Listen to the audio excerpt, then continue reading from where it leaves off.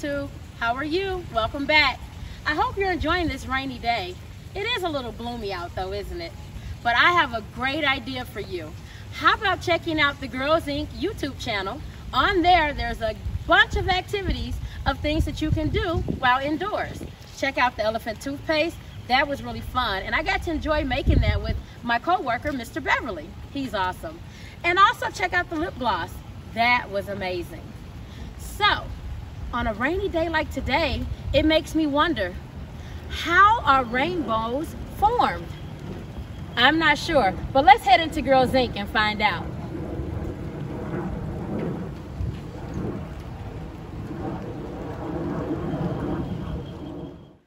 All right, now that we're inside, we're nice and dry and toasty warm, let's get back to how a rainbow is made. Today, you and I are going to figure out how rainbows are made. Stay tuned. Okay, so our question for today is, how are rainbows formed?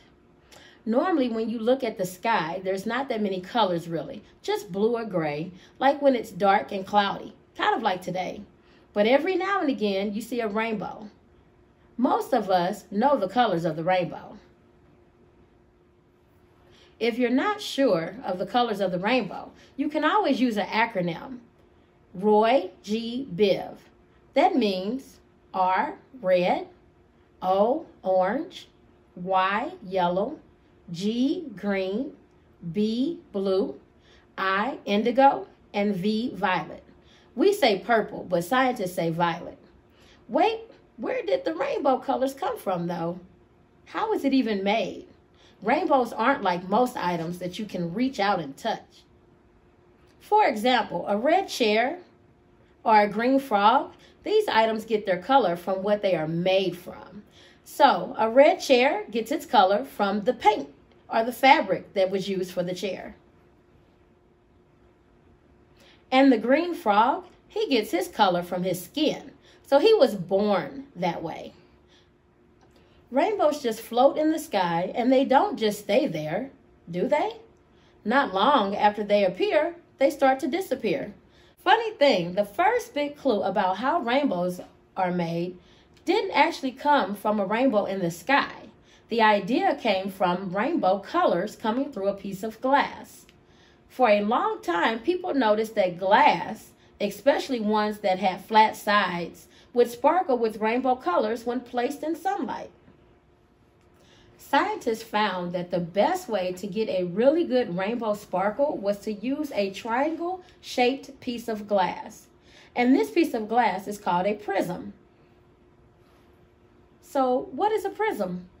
A prism is a solid object with two identical sides, meaning the top and the bottom are the same. So, if the top is a triangle, then the bottom would be a triangle. If the top is a rectangle, then the bottom would be a rectangle. So, a prism gets its name by the shape of the prism. So, if the top shape is a triangle, then the prism would be called a triangular prism.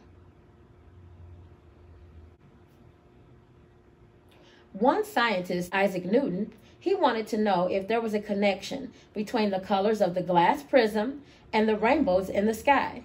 So, what did he do? He went out and bought himself a prism and created a science experiment.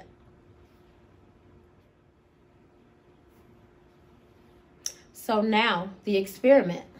He went in a room, he covered his window and cut a hole in the window covering. The hole was only big enough to let in a single beam of light. He then went on to put the prism in front of that hole that was letting in the sunlight. Can you guess what happened next? Yes, it created rainbow colors on his wall. I'm sure he was so excited and now really interested in how rainbows are created. He wondered if the prism was creating these colors or is it the sunlight itself? Newton thought maybe the sunlight is a bundle of all of these beautiful colors that make up the rainbow. But can that be true? Because the sunlight looks white. So he decided to do the experiment again, but this time he used two prisms and turned one the opposite way. And you wouldn't believe what happened then. Yes, instead of a rainbow, he got white light. Wow! Newton is really onto something here now.